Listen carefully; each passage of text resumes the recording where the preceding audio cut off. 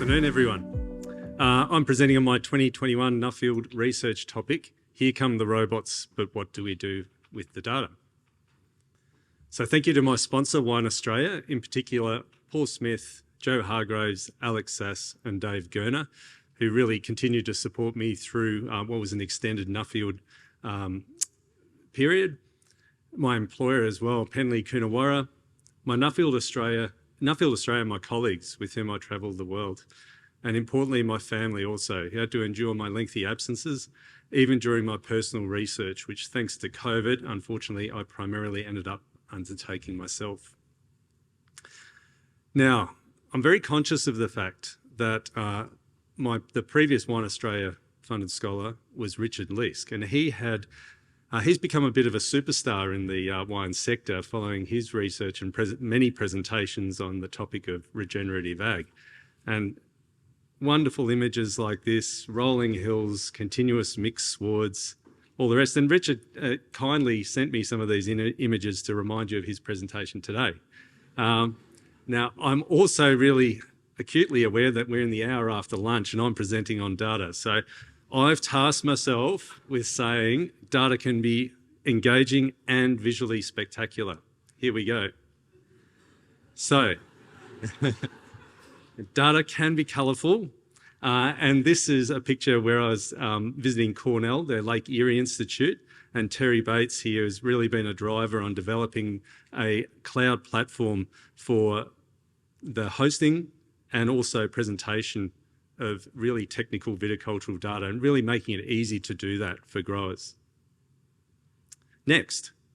Yes, okay, I did look at a few graphs, but this was absolutely fascinating. And I was visiting UC Davis, and this is Roger Bolton here, and we're looking at an individual ferment where they're reconciling models on how a ferment should progress and the fact that they can now track individually every fermenter and intervene before ferments go bad if they're going to go that way, and therefore no detrimental effect on the final wine by having that early notice of things not going quite right. But further than that is the fact that from this screen, admittedly I think Roger had a few additional accesses than most, but this whole facility is a carbon neutral winery, and he could basically dial into the pulse of that facility, which has no air conditioning or additional cooling, whilst being located in the middle of a desert. So this is really something quite profound. Yes, there was the odd PowerPoint presentation too. And on this one, we were looking at vine nutrition. And important with that was reconciling what was being seen in the field. So was the data that we were getting back, did it reflect reality in what we were seeing in the field? And then if we applied nutritional corrections, was that having an impact later in the season? Could we follow that up? The other thing I'll mention is as I went on my travels, the screens just seemed to keep getting bigger.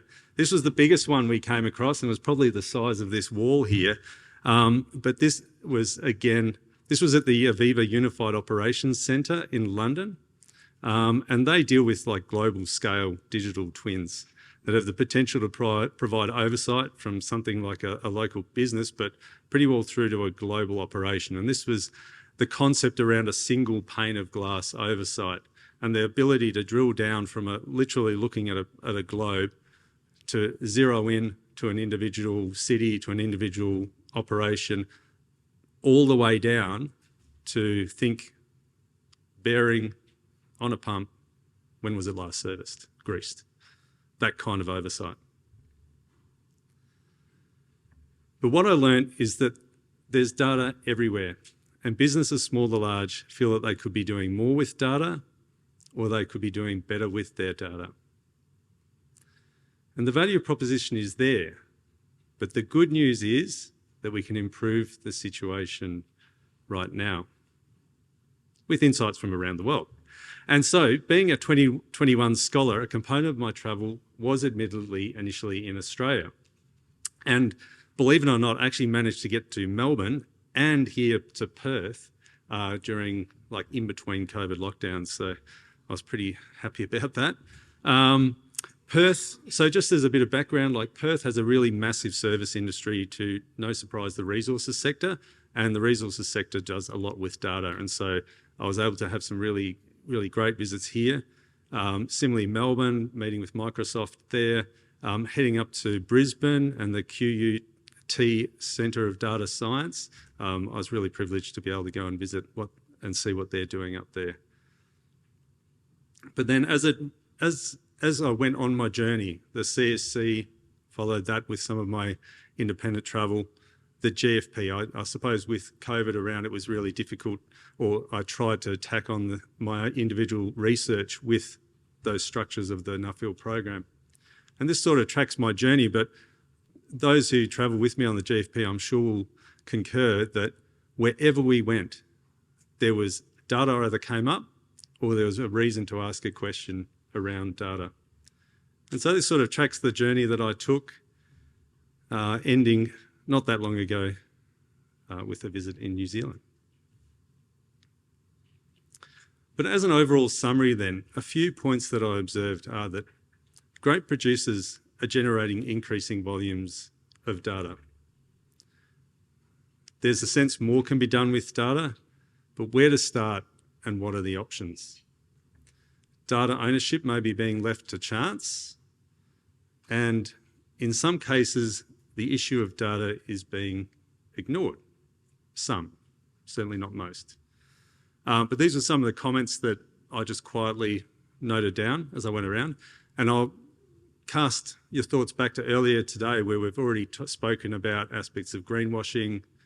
I'll put out there ESG, and I think there's going to be increasing pressure on us all to validate our production methodologies, to prove that what we say we're doing, we are doing. And so data has a big part to play in that. And as such, at Evoke Ag earlier this year, I noted down this comment from John Young Flores, who said that data is like sand, and without the right people, it can slip through your fingers. But with the right intent, it can be turned to glass. And as such, some of the valuable insights I gathered will be presented now, particularly around the question of where to start. And it was actually one of my first visits in Melbourne where it was suggested to do a data audit, or a visit here in Perth where they said, look, audits, people are a bit scared about that. So maybe we just say, you map your data. And as I travelled around, visited many businesses, I'd often go for a walk in the vineyard, and typically the initial impression the growers had was, oh, look, we're not really doing very much, or we don't collect much data. We'd be walking around and I'd just be noting down, you know, they've got a water meter there or water control system. They're measuring, they might have a dendrometer set up, or some soil moisture probes. All of a sudden there's this lengthy list of a lot of data that they were collecting.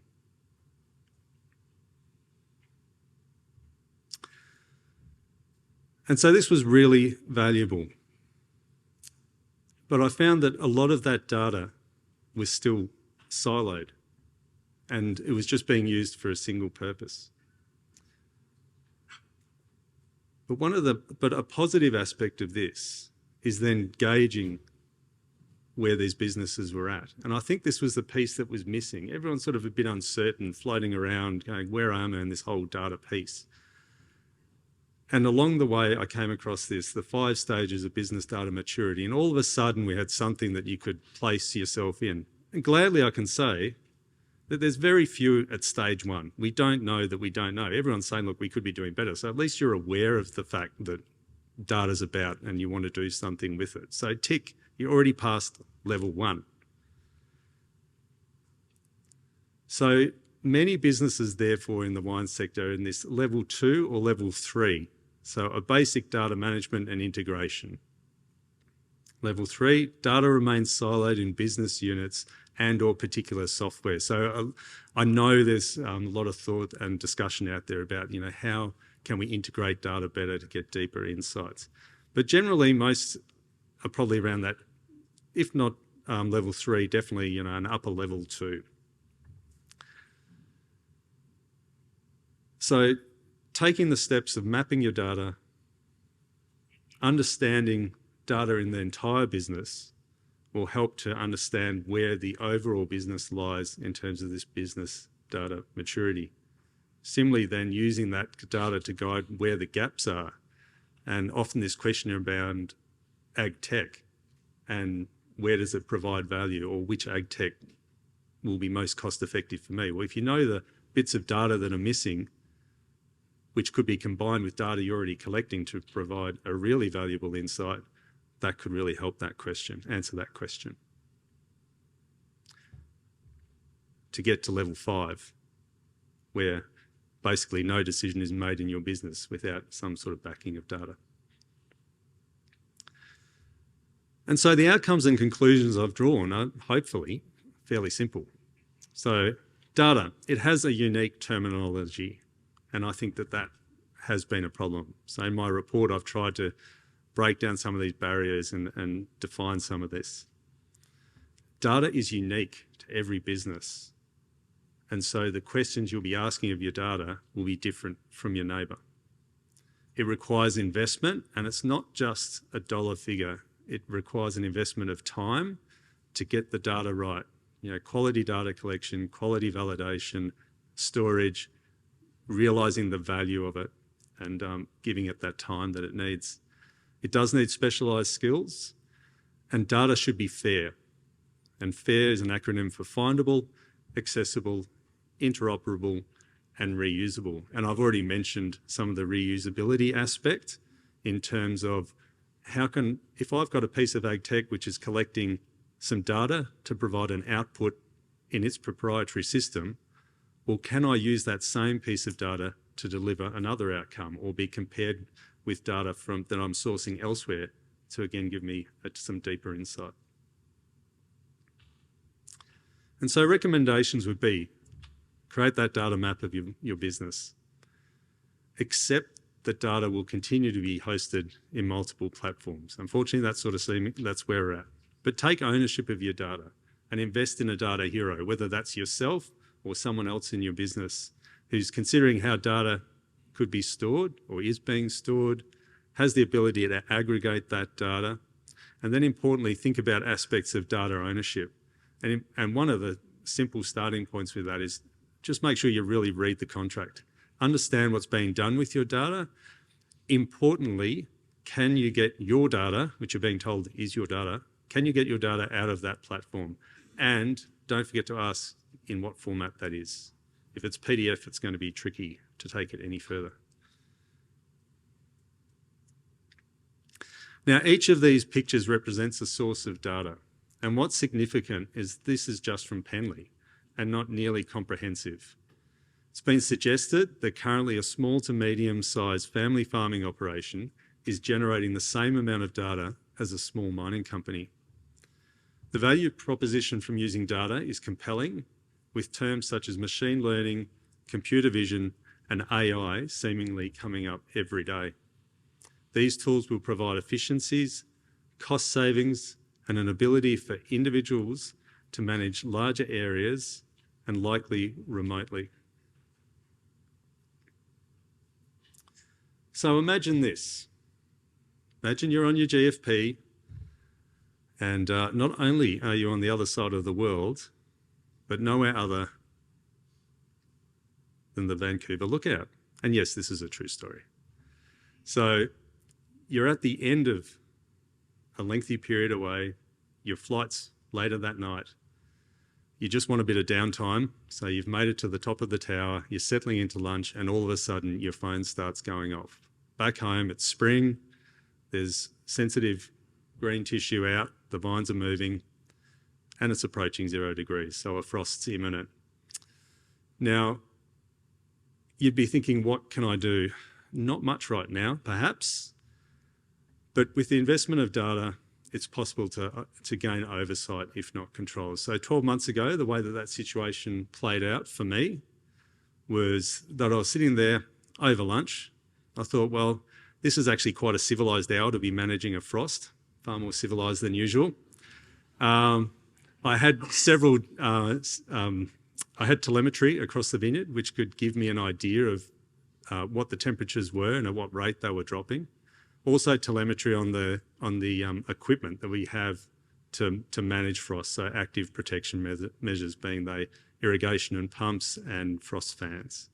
And so I could see that all of those at that point in time were working.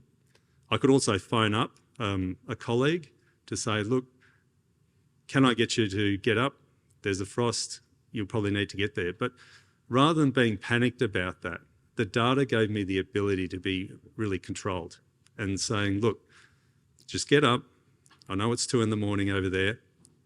Grab a coffee, even have a shower if you need to. Everything seems to be fine, but it was just good to have a presence on the block just in case something goes down or there's a problem with a pump or something like that. But at this stage, you don't need to panic. Take your time. It's the middle of the night. You've just woken up. And so a vision for the future. No, it isn't a blank vision. Something will come up in a sec. But at the time, 12 months ago, I was using my mobile phone there in 2 dimensions to look at all this stuff. So through my Nuffield journey, I also crossed paths with a South Australian business called Think Digital. And they have, I'm sure many of you have heard of this business, and they've looked at using augmented reality and virtual reality scenarios in agriculture. And so we've been talking around the idea of an immersive reality experience and what is a real life right now scenario where this would have relevance. And so we're talking around this idea of frost. And so immersive reality differs from the augmented or virtual reality in that you can look at the real world around you and get data feeds in real or near real time. So if we're looking at a frost event here, these frost fans collect data. They have sensors up the tower, because we're dealing with an inversion event.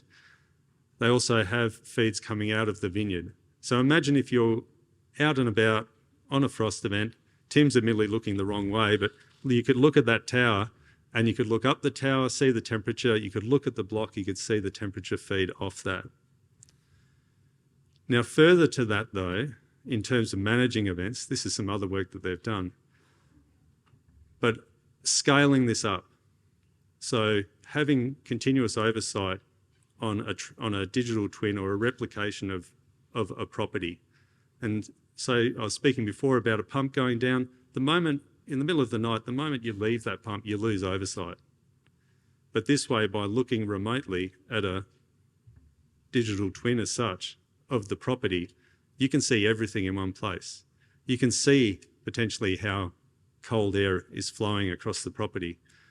A vision that we're dealing with this is also how can you scale this up? How can we leverage other scales of data? So the local data feeds, the local telemetry on the property, but then being supported by decision support tools, We're leveraging regional sources of data, be that regional weather station networks, but then also really big data. So thinking Bureau of Meteorology, some of those climate modelling around what's happening to provide really deep insights to the person on the ground.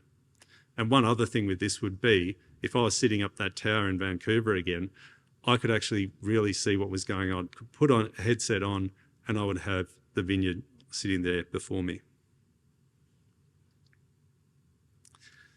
And with that thought, I encourage all of you then to consider which data you'll be capturing. Creating that digital twin, and the possibility of that hasn't come about by chance and has been an investment on the telemetry and storage of data over time. And so also consider which data is important to store securely in your business, which data you're capturing, of course, and which data delivers you the most value. Thank you.